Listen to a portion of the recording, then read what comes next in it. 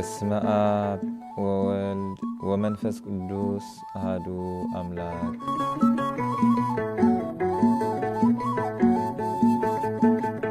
በስመ አብ ወወልድ ወመንፈስ ቅዱስ አሐዱ አምላክ አሜን። ናይ እግዚአብሔር ሰላምታ ምስኩልና ይኹን። ዘኸበርኩምን ዘኸበርክንን ተኸታተልቲ መደብ ቃለ ጽድቅ ዘተዋህዶ ወግዓዊት መርበብ ሓበሬታ ናይ ኤርትራ ኦርቶዶክስ ተዋህዶ ቤተክርስቲያን ሃገረ ስብከት ሕቡራት መንግስታት አሜሪካን ካናዳን እዋናዊ ሓበሬታን ሰሙናውን ወርሓውን ንጥፈታት ቅድስት ቤተክርስቲያንና ሒዝናልኩም እንቐርብ ናይ ዓውደ ዜና መርሓ ግብረ ዝስዕብ እዩ። ሰናይ ምክትታል። ክብረ በዓል ደብረ ታቦር መድኃኔ ዓለም ኣብ ከተማ ሎስ አንጀለስ ግዛት ካሊፎርኒያ ኣብ ሃገረ ስብከት ሕቡራት መንግስታት አሜሪካን ካናዳን ንኡስ ሃገረ ስብከት ምዕራብ ሕቡራት መንግስታት አሜሪካ ብዕለት 25 ሚያዝያ 2017 ብግዕዝ ዕለት 3 ግንቦት 2025 ፈረንጂ ብድሙቕ መንፈሳዊ ስርዓት ተኸቢሩ። ነዚ በዓል እዚ ዓብይ ድምቀት ዝሃቦ ብመሪሕነት ብፁዕ አቡነ ኤልያስ ጳጳስ ሃገረ ስብከት አሜሪካን ካናዳን ስለዝተኻየደ እዩ። ኣብዚ ክብረ በዓል ክልተ ዝሕጉስን ፍስሓ ዝህብን ፍጻሜታት ተኣንገደሉ በዓል እዩ ነይሩ። ብብፁዕ አቡነ ኤልያስ ጳጳስ ሃገረ ስብከት ሕቡራት መንግስታት አሜሪካን ካናዳን ዝተበገሰን ዝተማእኸለን ናይ ዕርቅን ሰላምን መንፈሳዊ ጉባኤ ኣብ መንጎ ደብረ ታቦር መድኃኔ ዓለምን ቅዱስ ገብርኤልን ናይ ኦርቶዶክስ ተዋህዶ ክርስቲያናት ሎስ አንጀለስ ኣብ ሕቡራት መንግስታት አሜሪካ ክፍለ ግዛት ካሊፎርኒያ ብዕውት መንፈስ ተዛዚሙ ዕርቀ ሰላም እውን ሰፊኑ። ኣብዚ መስርሕ ጸሓፊ ሃገረ ስብከት ሕቡራት መንግስታት አሜሪካን ካናዳን ዲያቆን ሽኖዳ ንብፁዕ አቦና ኣሰንዩ ተሳቲፉ። ብፁዕ አቦና ብዕለት 1 ግንቦት 2025 23 ሚያዝያ 2017 ምስ ሽማግለ ዕርቂ ክልቲኦም ወገናት ብዕሊ ብምርካብ ኩነታት መስርሕ ዕርቀ ሰላምን በፂሕዎ ዘሎ ደረጃን ሰፊሕ ዘተ ኣካይዶም። ብምቕጻል ምስ ኣባላት ደብረ ታቦር መድኃኔ ዓለም ብምርካብ ዕሙቕ ዝበለ ዘተ ኣካይዶም። ድሕሪ ሰፊሕ ምይይጥ ብጽነቶም ሰላምን ፍቕርን ሕድገትን መሰረት ክርስቲያናዊ ህይወት ምዃን ብሰፊሑ ድሕሪ ምብራህ ኩሉ ነገር ገዲፎም ኣብ ዕርቅን ዕብየት ቤተ ክርስቲያንን ከተኩሩ ኣባታዊ ምኽሪ ሂቦም። ኣባላት ደብረ ታቦር መድኃኔ ዓለም ብወገኖም ዝተሰምዖም ኩሉ ንብፁዕ አቦና ብሰፊሕ ድሕሪ ምብራህ ሰላምን ፍቕርን ሕድገትን ከም ዝመረፁ ኣበሲሮም። ድሕሪዚ ብፁዕ አቦና ናብ ቤተ ክርስቲያን ቅዱስ ገብርኤል ብምብራህ ብተመሳሳሊ መገዲ ምስ ኣባላት ቤተ ክርስቲያን ሰፊሕ ዘተኣካይዶም። ኣባላት ቅዱስ ገብርኤል ብወገኖም ሰላምን ፍቕርን ሕድገትን ከም ዝመረፁ ብወግዒ ኣበሲሮም። ብፁዕ አቦናን ዲያቆን ሽኖዳን ኣባላት ቅዱስ ገብርኤል ቤተ ክርስቲያንን ተተሓሒዞም ናብ ቤተ ክርስቲያን ደብረ ታቦር መድኃኔ ዓለም ብምምጻእ ሓበራዊ መንፈሳዊ ርክብ ኣካይዶም። ኣብ መወዳእታ ኣባላት ክልቲአን ኣብያተ ክርስቲያና ብምትሕቋቋፍን ብሓበራዊ መዝሙርን ነቲ ንልዕሊ 9 ዓመታት ዝነበረ ሓጹር ዘይምርድዳእን ምትፍናንን ሰይሮም ሰላምን ዕርቅን ፍቕርን ድማ ብዕሊ ተኣወጀ። ንጽባሒቱ ዓርቢ 24 ሚያዝያ 2017 ግዕዝ 2 ግንቦት 2025 ፈረንጂ ኣባላት ቅዱስ ገብርኤል ቤተ ክርስቲያን ንዋዜማ ዓመታዊ በዓል ደብረ ታቦር መድኃኔ ዓለም ንምኽባር ብእኩብ ምስ መጹ ምእመናትን ቤተ ክርስቲያን ደብረ ታቦር መድኃኔ ዓለም ናይ ዕንቋዕ ድሓን መጻእኹም ፍዮሪ ዕምባባ ብመገዲ ኣደይ ኢታይ ስላስን ኣደይ ኢታይ ቅዱሳንን ብምብርካ ብሓጎስን ብመዝሙርን ተቐቢሎሞም። ድሕሪ ዝቐረበ ናይ ሰላምን ምስጋንን መዝሙር ብፁዕ አቦና ናይ ዕንቋዕ ሓጎስና ሓፂር መልእኽቲ ኣቕሪቦም።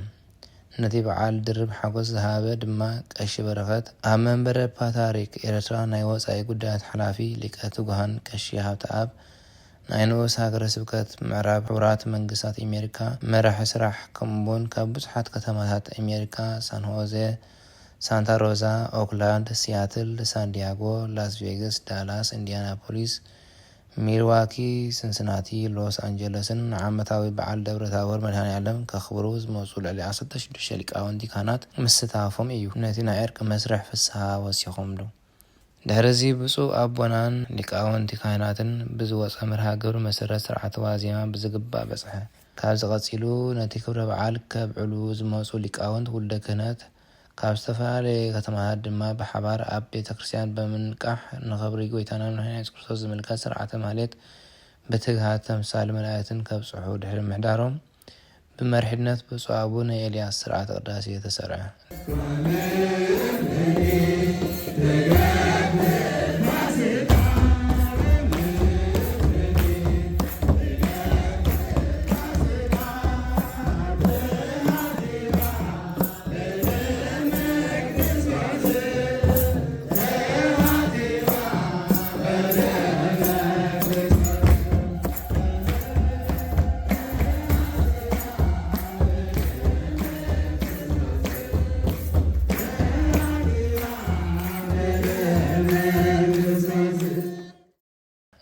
ቅዳሴ ብፁዕ አቦና አቡነ ኤልያስ በምክንያት ዕርቀ ሰላም ደብረ ታቦር መድኃኔዓለምን ቅዱስ ገብርኤልን ቋዕ ሓጎሰና እግዚአብሔር ይኽበርን ይመስገንን ዝብል ናይ ሓጎስ ቃል ኣስሚዖም ከመይ ኣሎ ኣውደ ዓመት ኣብ ርእሲ እዚ ኣውደ ዓመት ከዓ ብለና ሰሚዕናዮ ኩለና ስማዕናዮ ከይንህሉ እቲ እግዚኣብሔር ዝገበረልና ያክዛል እግዚአብሔር ድማ ዝገበረልና መስቀልመታት ኩለና ሰምዐ ይግባአና እዚ ብዙሕ ዓመታት 9 ዓመት ዝኾነ ምክንያታት ግዜ እቶም ምክንያታት ናይ ፀላኢ ናይ ሰይጣን ግን ዝኾነ ምክንያታት ኣብ ሰዓትኩምን እንዳ ገብርኤልን ዝፀንሐ ናይ ትምህርት ፈረሰል እዩ እዚ ዓለት እያ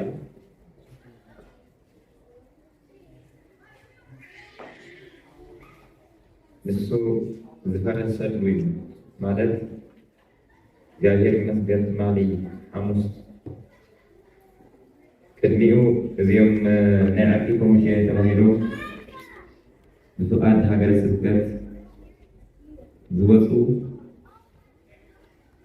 ተካሂድዎ ፀኒሖም ሐሙስ ድማ ከባቢ 10 ሰዓት ደቂቀው ወሲዱ እግዚአብሔር ይመስገን ኣብ ሰላም መፅና ኣብ ሰላም ጥዕሜና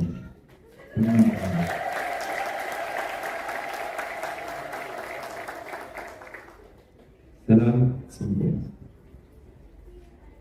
ሰላም ካለ ሰላም ካለ ግን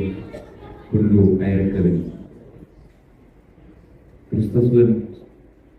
ንባዕሉ ሰላም ይቃፍር ክርስቶስ ማለት ፍቅር ማለት ይሞ ኩልና እዛ ሰላም እዚኣ ክንፃዕረልና ይግባአና ዋጋ ክንከፍለላ ይግባአና ዘይካ ንሳ መንገዲ ዝበሃል የለ በፊት ተጠዋማ ሰላም ዘይከካ ናብ ክርስቶስ ምኻድ የለ ድሞ ንዓ ክንዕቅባ እግዚአብሔር ጥበብን ሓይሊ ግበልና ብስኳሉ ይግበረና ክርስቶስ ሰላምን ፍቅርን ማለት እዩ ሰላም እንተሃልዩ ኩሉ ኣሎ ሰላም እንተዘይሃልዩ ግና ወደ ሓንቲ ኣይርከብን እዩ ኩልና ነዛ መፂኣ ዘላ ሰላም ዋጋ ክንከፍለላን ክንሕልዋን ክንሕብሕባን ክንዕቅባን ይግባእ ብምባል ብፁዕ ኣቦና ተላብዮም ድሕረዚ ብፁዕ ኣቦና ናብቲ ናይቲ ዕለት ዝተዳለወ ዓሚቕ ዝኾነ ስብከትን ቃለ ማዕዳን ብምእታው ስፍሕ ዝበለ መልእክቲ ኣመሓሊፎም ብፅዕነቶም ዘፍጥረት ምዕራፍ 31 ካብ ፍቕዲ 44 ዘሎ ብምጥቃስ ኣብ መንጎ ላባን ያዕቆብን ዝተኣተወ ኪዳን ብምጥቃስ ንሓውኻ ዘይምብዳል ንሓውኻ ሕማቕ ዘይምግባር ናትና ግደ ክኸውን ከም ዝግብኦ ብሰፊሑ ኣብርሆም ቀፂሉ ታቦተ ሕጉ ብዓብዪ ክብርን ኣገባብን ብመርሕነት ብፁዕ ኣቡነ ኤልያስን ሊቃውንትን መስቀል ጽንሓን ዝሓዙ ለባስያንን ውልደ ክህነትን ማሕበረ ምእመናንን ምእመናትን ተዓጂቡ ኣብ ቅፅሪ ቤተክርስትያን ዘይሩ ኣብ ዝተዳለወሉ ዓውደ ምሕረት ቆመ ሊቃውንት ለዘብ ብምልዛብ ኣሸብሽቦም ካብዚ ቀፂሎም ተምሃሮ ትምህርቲ ሰንበት 3 መዛሙር ምስ ዘመሩ ናይቲ ክብረ በዓል ፍጻሜ ብጸሎተ ምህለላን ቡራኬን ናይ ብፅዕነቶም ብምዝዛም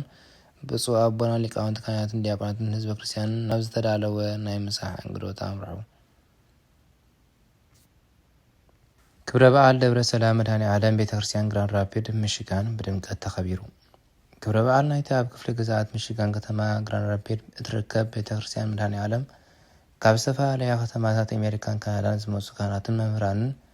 መንእሰያት ቤት ትምህርቲ ሰንበት ምእመናንን ምእመናትን ኣብ ዝተረኸበሉ ካብ 24-25 ሚያዝያ 2017 ዓ.ም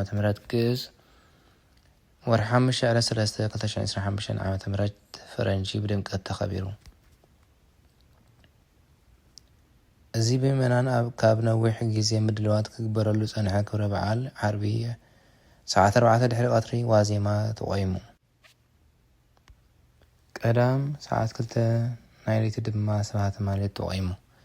ንክብሪ መድኃኔዓለምን ቅዱስ መስቀልን ዝምልከት ስርዓተ ማህሌት በትግሃት ተምሳል መላእክትን ከብፅሑ ድሕሪ ምሕዳሮም